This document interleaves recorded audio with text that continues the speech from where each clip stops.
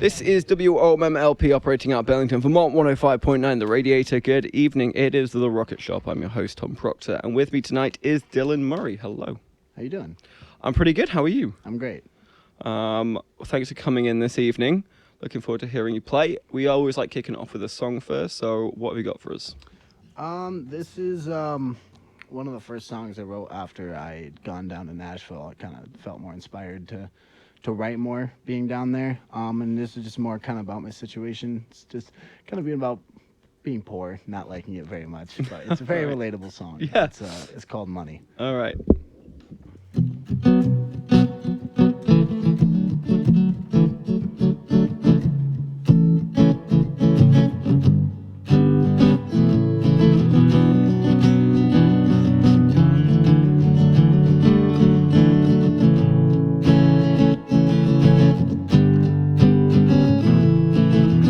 I keep a $2 bill in my wallet, and I don't spend it even when I'm broke.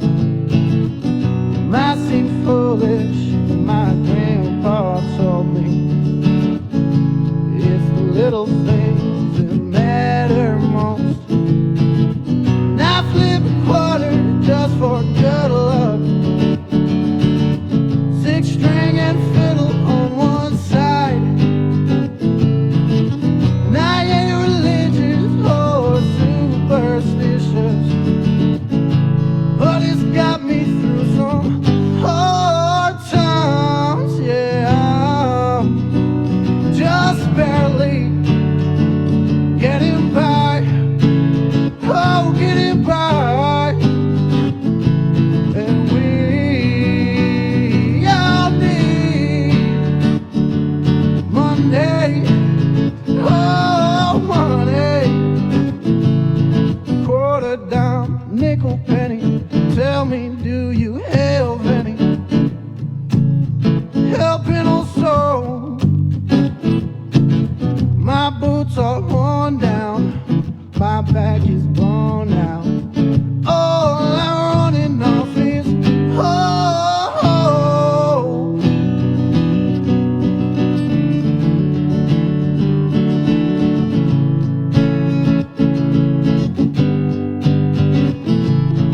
Time passes by and I start to slide my hands down my face again. Oh, I can't stand another day of barely making it by pay. Oh, just barely getting by. Oh, getting by. But we all need Monday, oh, money. Quarter dime, nickel, penny. Tell me, do you have any helping old soul? My back is blown out, my boots are worn down. All I'm running off is hope.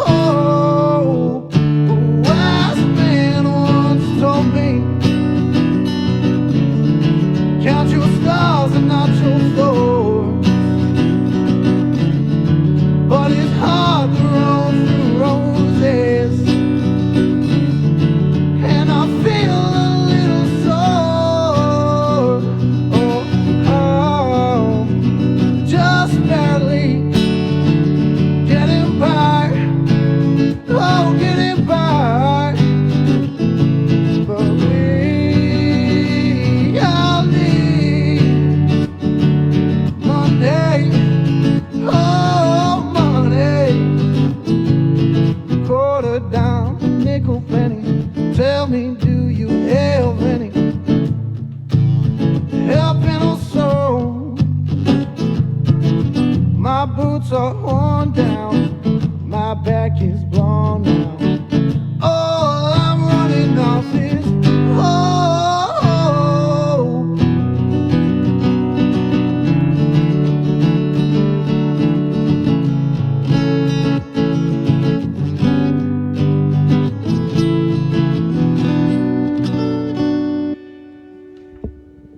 All right, Dylan Murray there with Money. So Dylan, you were mentioning you wrote that song when you were down in Nashville. I wrote it shortly after I came back. Shortly after you came back, when you were feeling a little bit strapped for cash. Yeah. Tell us a little bit about your experience down to Nashville. Why did you go down? What called you there? I mean, I had decided I wanted to go down, and ever since I decided, I kept meeting people that had either just come back or were going, and I kept hearing a lot about it. And then, it's an odd story, but I was playing guitar for these homeless people under a bridge in Middlebury, and I was telling them exactly what I just told you. And as I'm saying that, an Amtrak goes by on the other side of the road, Nashville, Tennessee, on the side of it. So I'm like, okay, I have to go now. So I saved up enough money. Got a flight ticket down there. Okay, I was going to say you didn't just hop on that Amtrak immediately. No, you did bring I stuff saved with you, yeah. Saved up some cash, went down there. Shortly before I went down there, about a week before, I found a quarter. It's in Nashville, Tennessee, from the year I was born, with a guitar and a fiddle on it. That's what the quarter part on the second verse in that song was. And, I went down there with kind of no plan. I was just like, I want to play it as many places as I can. And it just all kind of worked its way out. I ended up playing at some pretty big places. I started at the Tennessee Brew Works, ended up at the legendary Kimbrough's Picking Parlor on the 4th of July. Ended up doing like 45 minutes there, and then through somebody who I met from playing there, they got me into the Fox and Lock, which was, kind of like a big deal down there. So it ended up turning out way more than I had expected it to be, and I just kind of felt inspired from the whole thing to come back home and kind of write more. Why did journey to Nashville end? It sounded like you're on the up and up, and then you decided to come back to Vermont. What happened there? Money. I actually left Nashville with negative 200 in my bank account and $80 in my wallet. Okay, so really it squeezed you dry. Yeah, but you had a great experience. But yeah, it was all positive. Yeah, I would do it again in a heartbeat if I could. Are you planning on going back down then? Absolutely, yeah. I'm trying to go back down probably, once we get into the spring a little more. Try to hit some of the same spots. I got an in at the Fox and Lock, so I can do a 3-hour set when I come back down there. So. Oh, wonderful. Yeah. So you just kind of like you create a foundation for your future career kicking off down in Nashville. Yeah, I mean, I've only been playing and performing in front of people since February of last year. So it's kind of like a new thing to me, and it's gone very well. So it's kind of been like a scramble to get myself together and get stuff recorded and try to take it more seriously. So talking of that, so have you managed to get into a recording studio at all? Is this the first time you've been recorded? That sometimes this is the case. The first time I've ever done anything like this at all. Yeah. I have I just kind of built a studio in my room, and I'm in the kind of like the process of getting stuff professionally recorded and mixed and mastered. I don't have anything done yet, but I have a lot of stuff near completion. Okay. I mean, for someone who's only been doing it for a year, I mean, that's pretty quick. So congratulations for getting as far as you have done so far. What was the kind of impetus behind going from like messing around with a guitar to being like, no, actually, I want to start performing. I want to start playing. How did that come about? I mean, I always played whenever, something was bothering me or something like that. I would always pick up my guitar and it'd put me in a different headspace. I started kind of playing around at parties and stuff like that. And then, I just started thinking while I'm playing, it's like everybody kind of has their own things that bother them, whatever. But like for a brief moment while I'm playing and everybody's having a good time, it seems like everybody's mind is taken off of their own things. Right. And I feel like that's just a really important thing. And if that's something I can do, I want to share that. Yeah. And so what was your first gig? What was the kind of like first, what you consider your first ever performance? The Village Tavern in North Ferrisburg, Vermont. Okay. One of my buddies' bands was playing, and it was his birthday, and he kind of stopped his set midway through and had put me on stage, just kind of gave it my all, but it went very well. There was like 150 something people there, so wow. Your first time being in front of people, it was a lot, but it went well, and I was like, why not? Just keep trying. Was it better that it was kind of a surprise because then you didn't have to think about it too much beforehand? Yeah, yes. That kind of worked out. It was like, all right, well, there's 150 people here now. I'm just gonna have to go for it. Exactly. That's kind of like the mindset I've gone into everything since then. Just like, don't think about it so much. Yeah. Just trust in yourself, and what's the worst that's gonna happen? And so it was after this gig, you were like, all right, I need to get that high again. I need to do this for more people. Where did you take it from there? Was that kind of like a week later, you're off to Nashville? So shortly after that, I moved from where I was living in Middlebury up into Stowe, and kind of got a little involved in the music scene up here. Started playing at open mics and stuff like that. And then I'd say, I don't know, it was probably 3 months after that, I saved enough money. I was like, well, why not? I'm gonna go to Nashville. Yeah.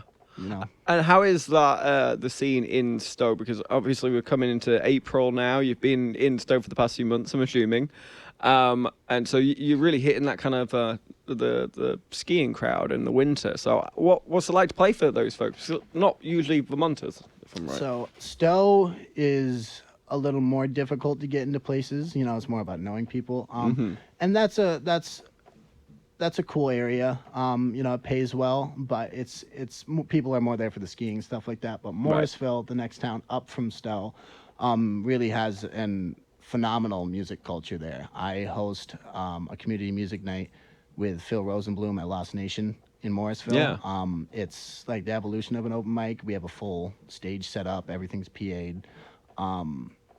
And I've just met so many phenomenal musicians up there since I've been up there. It's like a concentration of them. I've opened for the Eames Brothers a couple of times. I'm not sure if you've heard of them, but yeah, no, we have. And if I remember rightly, Lost Nation has got quite a nice music venue kind of setup there. They do, and it's only getting better. The more people come in, the more money we kind of are able to put into it and make it better for everybody. Yeah, it's a really cool community there as well. If I'm remembering Morrisville correctly, I've cycled through there a couple of times, and it's a very sweet, kind of cool town. Yeah. To kind of be in. Have you felt that your time in Nashville has shaped your music at all? Did you come back a changed man, if you will? Absolutely. I mean, I started taking it more seriously. It went well while I was down there, so I was like, oh, well, I mean, this is something I might as well actually, if they liked me at some like random open mics up here, that was one thing. But if they liked me when I was down, in Nashville, I was like, okay, well, I need to, kind of take it more seriously, at least give it a shot. Why not? Right. Has it changed the way that you've approached writing songs? Nashville's a town full of incredible musicians. I'm sure you saw a lot of great musicians while you were down there. Was there anything that you watched down there where you're like, oh, that's what I want to emulate? That's the sort of person that I want to be? So not necessarily that, but more like this is what I want to avoid. I saw a lot of... That's also valuable, to be fair. Yes. Yeah. I saw a lot of people kind of taking other songs or other artists and... it's very clear that that's their inspiration. It's like, it sounds like they're trying to be that person. So I kind of just go into it with the mindset of, I want to sound like me. I want to, whether people like it or not, is not the point. It's just, I want to sound like myself. I don't want to just be labeled as another John Mayer wannabe or something like that. You know what I mean? Right. You're not trying to do a cover of someone else. Right. Yeah. Well, that's really interesting, though. I mean, that's, as I said, a valuable lesson is to learn what you don't want to be. And obviously, Nashville, is from what I've heard, quite a difficult scene to get big in, because it's quite cutthroat. I mean, it's very backstabby. A lot of people are going down there for that reason, and they don't all have the same kind of friendly vibes that we have up in here in Vermont. No. No, people are a lot more judgmental, and it's very oversaturated, so it's kind of hard to stand out. And also within other musicians, there's not such a sense of community and friendliness. It's like you said, it's more backstabby. Yeah. Everybody's trying to cut everybody's throat and get on top. Right. We'd love to hear another song. So what have you got for us? Yeah. This is another one I believe I wrote just before that last one. It's called Work Boots. Similar kind of vibe, but it's just kind of like my perspective on like the greater state of what it's just like to be, young, trying to make a living around a very wealthy community. The one I live in. It's called Work Boots.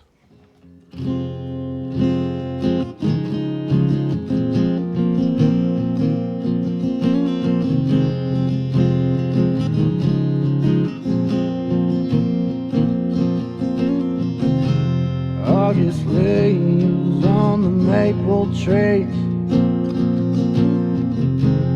sunbread soil on my hands, sweaty beads stinging my another day of being down. Rich folk don't much seem to worry. They pay me to work their house. They don't understand the hurry to make some money before it runs out. My boots cost me $300. I'm lucky if they last a year or so. And I might be just a blue-collar working man, but this is how I feel in my soul. I think the devil's in the people, and hell's the world they create. And I think heaven is a real place, one that we all could make.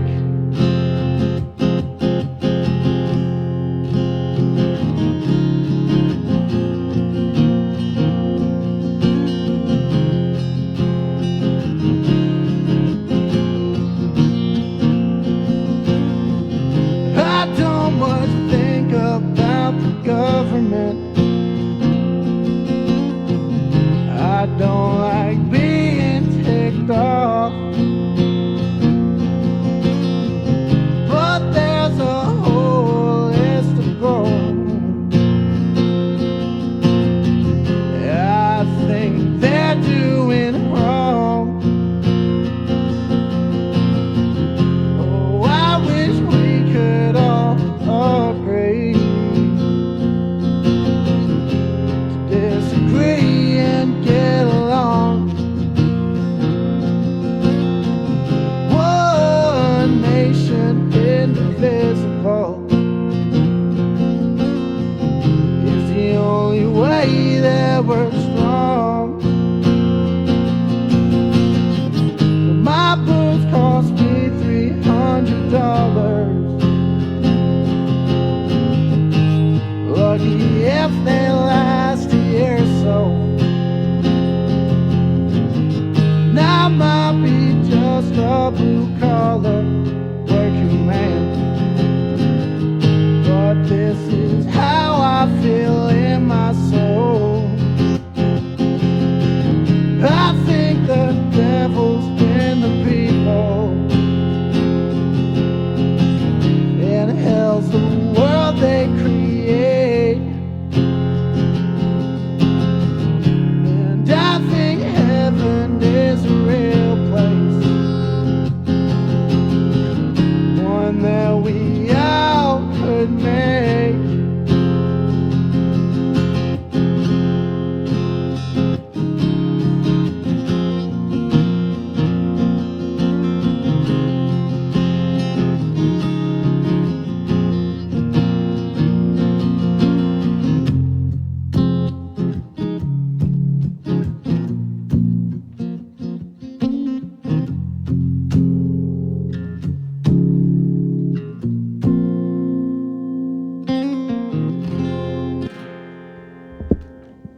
All right, Dylan Murray there with Work Boots. So yeah, let's talk a little bit about how you craft a song. So the two we've heard so far, Money, Work Boots, both about struggles, basically, about stuff that has happened or is happening to you personally. So yeah, is that thematically generally what you're writing about? That's usually the theme. I mean, when I sit down and play, it's usually because I'm feeling some kind of way, and when I write songs, I kind of go about it with that approach. I try to just be as genuine as I can with the music that I make. Is it a sense of like you come home one day and you're like, I'm angry right now, or oh my God, this has been a really, really difficult week. And then you're like, all right, I'm going to write about it. Or is it kind of more you're in the shower and just that great line turns up and you're like, all right, I've got to get on this now?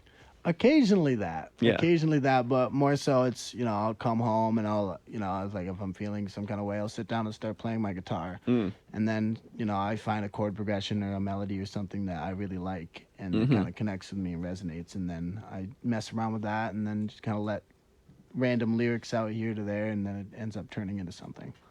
How many songs do you have kind of on the go at any one time, or are you one of these people that have to like once you start writing a song, you've got to finish that song? So I was that way. Lately, I mean, I probably have 5 or 6 songs that I really like Yeah. that I'm just like half, 3/4 of the way done with, and I don't ever like to kind of force stuff out, so I'll just come back to it at another point when it feels right and kind of work it out. But I don't ever want to like push to just get it done, just to say it's Right. done. To say it's finished. Have you got, I mean, this is a really difficult question for a lot of musicians, but have you got a song that you would consider your favorite? It's kind of like your baby, if you will. I mean, they're all your babies, but Mm. your Sophie's choice, which one's the best? I have one that I'm most satisfied with in terms of it being like a full song. Mm-hmm. In terms of like if you look at it just analytically from a songwriting perspective, Mm-hmm. I'm most happy with, and that's probably the one I'll play next or last. And it's called Half Full. Mm-hmm. It's just kind of a relationship song, Right. but I'd say that one is And probably. is that just because you feel like it's like the best one, or is that because it's the most personal to you? Or is it kind of maybe a mixture of both?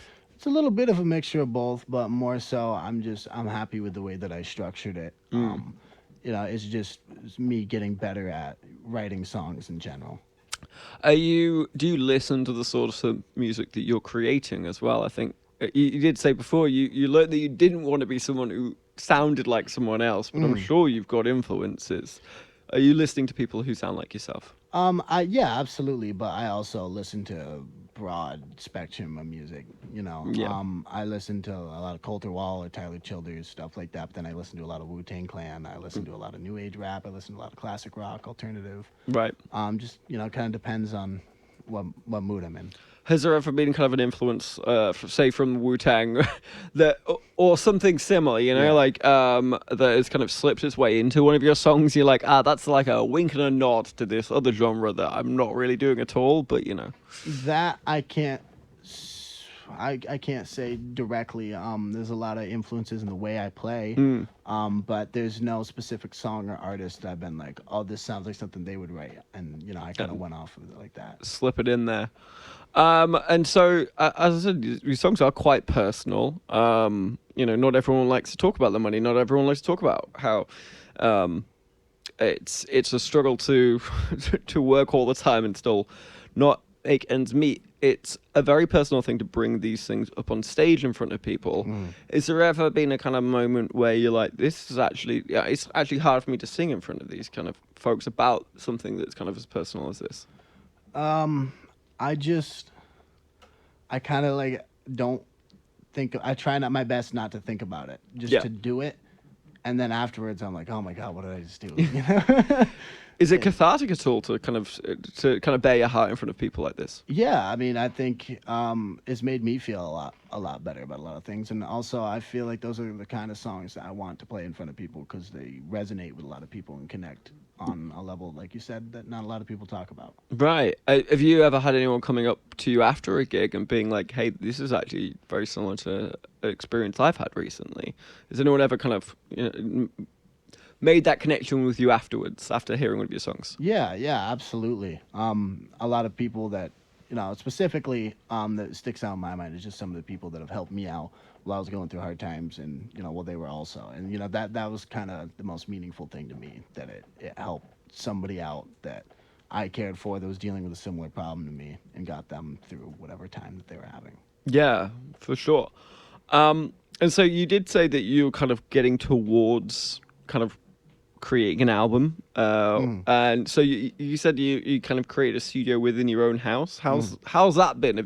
Are you a sound engineer kind of guy? Have you learned this from scratch? Kind of learned it from scratch, but I've done a lot of research. I know a lot of people that are kind of big into sound, so I kind of did the best I could to emulate a professional studio in like a bedroom. Yeah. But I went the extra mile and spent more money than I probably should have on like a preamp and an audio Yeah. interface and microphone and software and all that stuff.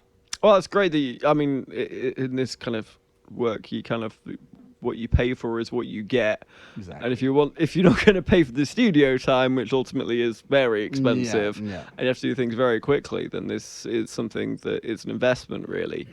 How have you? Was it a steep learning curve once you started kind of playing and messing around with all the kind of mixing and not mixing mastering, but kind of the recording process? Not totally. I have a little bit of a history in it. Growing up in music class, we had a section dedicated to that. But even after that, I have a lot of friends that engineer, mix and master, and I've messed around with some of their stuff. So I had a little bit of a familiarity with it, but doing it on my own and for that was completely new to me, and I'm still kind of getting a hold of the curve. Yeah. It sounds like it's been a bit of a collaborative effort. Actually, it sounds like you've got a lot of friends that you've kind of lent on for support and for help in this kind of area. Um, yeah, has that been an important part of this process for you to be able to kind of reach out to friends on this kind of thing? I'd say they helped with a lot of inspiration and just conversation about this kind of subject has helped a lot. A lot of what I've been doing myself has been kind of on my own, but just being in that environment and being around people like that has definitely helped me a lot. Yeah. Um, and so how many songs have you kind of got for this initial album? Have you got kind of a date in mind of when you would want to kind of release it? So I'm still deciding on, which ones I'm positive on, but I have about 8 to 10, and I'm thinking probably fall, September, October, All right. somewhere around there. That's exciting. Is it been a case of you've known these 8 to 10 tracks from the off, or has it been like these tracks have swapped in and out as this process has gone on, and you've kind of got better or written maybe a better song and gone like, all right, well, I'm actually going to take this one out and slip in one of these newer ones. Yeah, it's been more like that as I'm, as I keep going and get a little better as I progress. I definitely tend to swap stuff out. Yeah. Become more confident in other songs than stuff I'd written earlier, and it's just whatever I feel happiest with, really. Yeah. If you, I mean, these days, a lot of people don't even do albums really. It's either LPs or some people just go EPs, for yeah. straight singles, just Yeah. like they'll release a single every few months. Why did you decide to go for kind of the album route rather than kind of the LP or the single route? Well, I mean, I am just starting, but I'm also still learning a lot, and there's a lot of improvement that I need to do. So it's kind of just like a foundation of material that when I go out and perform, I can send people to kind of like get an idea of what I'm about, what my sound is, stuff like that. And then after that, as I progress, it's gonna be more of a single or EP or LP kind of deal. Have you got a name for the album yet, or is this something that you're still mulling over? Still kind of getting it down. I might call it Stars and Thorns. I'm not exactly positive. Is Stars and Thorns got any particular meaning? Yeah, that was one of the bridges in, I believe, the first song that I did. My grandfather would always tell me, "Count your stars, not your thorns," Okay. and that's kind of been, something that just rings in my head a lot throughout life. How's your family been with this? You playing with street folk underneath the bridge, getting off to Nashville, becoming a star there, coming back. How's your family kind of reacted to this? They're very surprised. life. It's kind of like a random thing I just kind of came out with and doing, but they've been very supportive. Yeah. So you weren't kind of musical growing up at all. I mean, I played like saxophone for a long time in like concert band stuff like that. But Okay. then, I kind of fallen off from that, and then started teaching myself guitar, and they're like, "Oh, that's cool," and I never really like come out and done anything with it until recently. Have your parents come to your shows yet? Have they seen you play? My parents haven't. They live like a few hours away, but a lot of my other family has, and they've been very supportive. No, that's great. Well, we'd love to hear another song. So what have you got? This. I'm gonna switch over. This is the song I was talking about a little while ago called Half Full.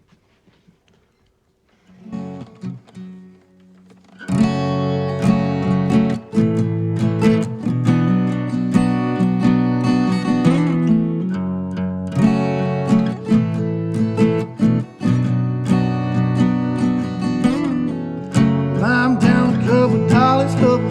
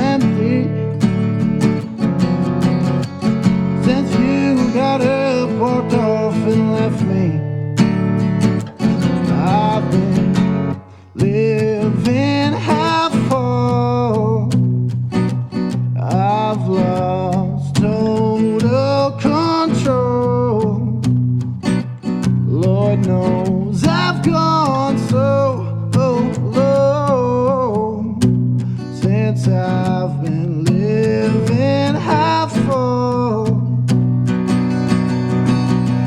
Girl, since I've been without you, I've had to learn how to be happy all by my lonesome.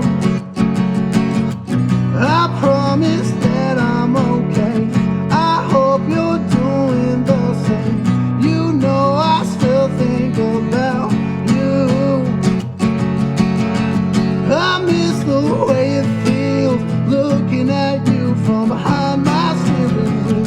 I miss the way you text some things I'm not able to replace. Done gone and got me feeling so damn empty. Since you got up, walked off and left me, I've been living half full.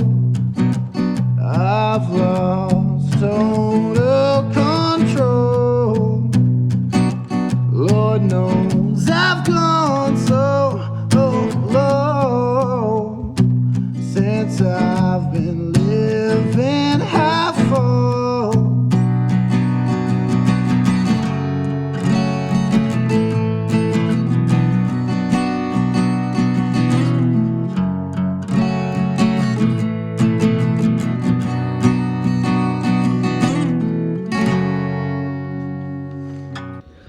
All right, Half Full that by Dylan Murray.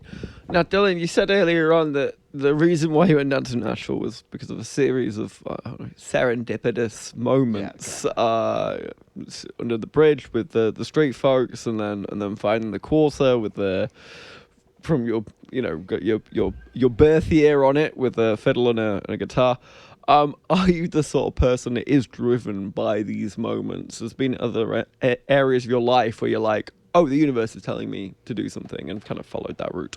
No, not really. And I could totally just be like looking into it way too much. But I don't know. absolutely see that, but definitely the sort of person that does kind of see these moments and decide to do things based on. Some yeah, of these it's things, not so. like like it's a greater calling. Like this is totally what I'm meant to do. It's just Right. it was important, like for me as a person and my development. I think that's what it was like pulling me towards. Has there been any moment since then, after finding those symbols, was there like other than looking at your bank account, was there a moment where you're like, I'm going back to Vermont, and you found a Vermont coin or something like that? Not really, no. No. It was just kind of that. I think that was like that was enough. That trip was enough. Yeah. It had enough meaning into it to be like, okay, this is like this is the path I should really like kind of go down in life. So obviously Vermont, Tennessee, pretty different places. Yeah. However, in many ways, actually very similar, especially when it comes to kind of like country music, honestly, and living in a rural area and the sort of challenges that come with that. Do you feel like your music resonates in both places because of those similarities? And is there any other similarities you kind of saw between Nashville and Vermont? Yeah, I mean, for sure. The people, the diversity in people, I think is definitely a big similarity between Nashville and here. I feel like everybody kind of fits in there, same as I kind of feel up here. Similar, I mean, otherwise is definitely, I mean, it's kind of country in its own different way, but other than that, I mean, it's definitely a very different place. Yeah.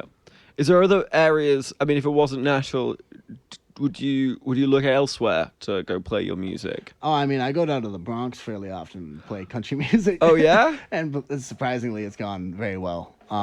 That's interesting. So Bronx, Nashville, and Stowe. These are your kind of three areas. Yeah. Tell us more a bit about the Bronx. That kind of came out of nowhere. Yeah, it definitely did.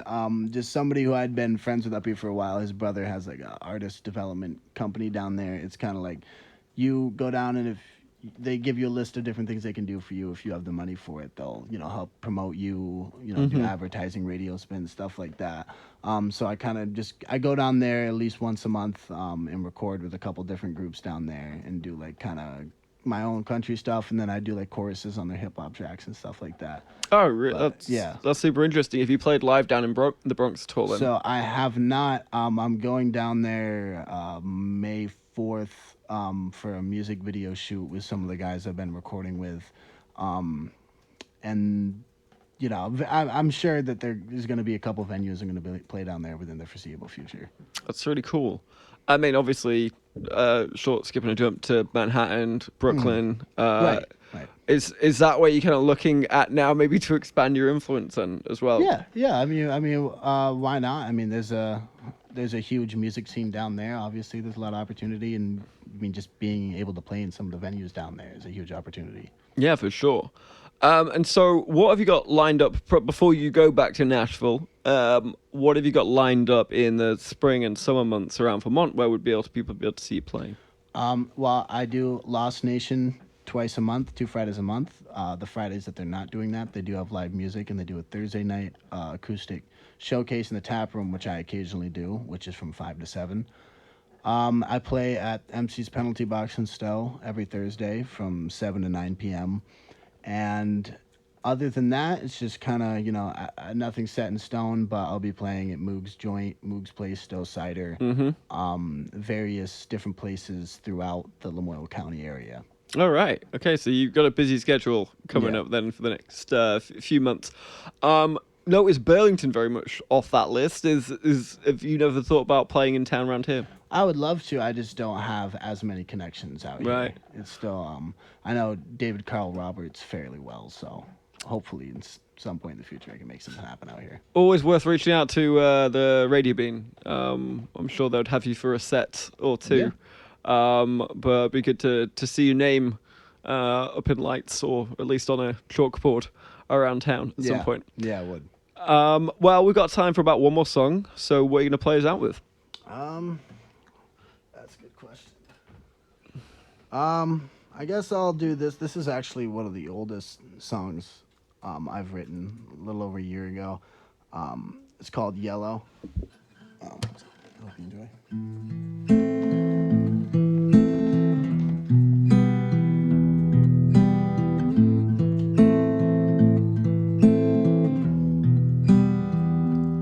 Just another day, the sun doesn't shine on me anyway.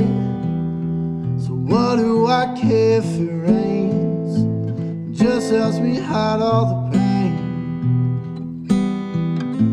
And I can see it on people's faces, the dirty looks, the words are abrasive.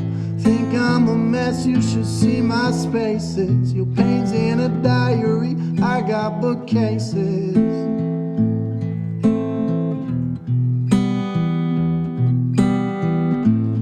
Negativity, or is it just me? Maybe they're one in the same.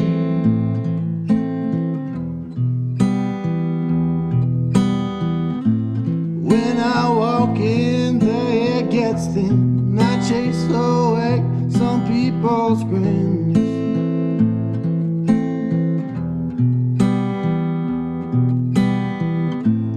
I'm uncomfortable, I think that I should go. Tomorrow's my birthday, but I guess it's just another day. The sun doesn't shine on me anyway, so what do I care if it rains? It just helps me hide all the pain. I can see it on people's faces, dirty looks, the words are abrasive. Think I'm a mess, you should see my spaces. Your pain's in a diary, I got bookcases.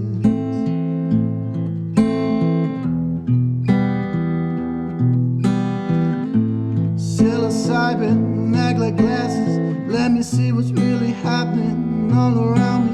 My surroundings got me drowning in my own self-pity. Goddamn, I'm weak, and I wish I could sleep, but my thoughts are haunted. Yellow,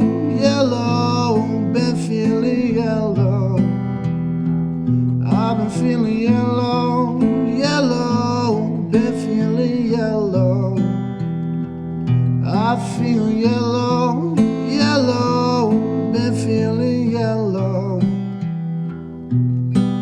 Yellow, yellow, been feeling yellow.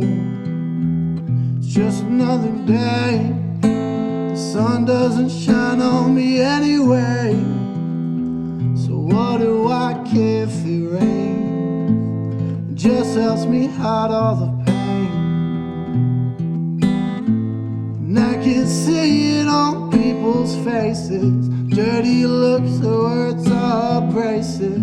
Think I'm a mess, you should see my spaces. Your pain's in a diary, I got bookcases. Oh,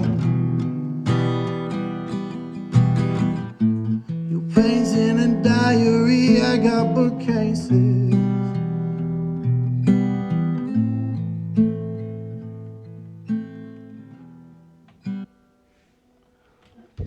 All right, Dylan Murray playing us out there with Yellow. Dylan, thank you so much for coming in. We really appreciate it. Thank you very much for having me. I appreciate it. Yeah, of course. Before you go, if people want to find out more about you, have you got social media or anything like that? I have an Instagram, in the process of getting like a TikTok, Spotify, all that set up. But all lowercase DYLANVT63 on Instagram. All right, thank you so much. All right, well, catch us next week. We've got Grace Palmer coming into the studio, but for now, this has been WOMM LP operating out Burlington, Vermont, 105.9 The Radiator. It's been The Rocket Shop. I've been your host, Tom Proctor, and good night.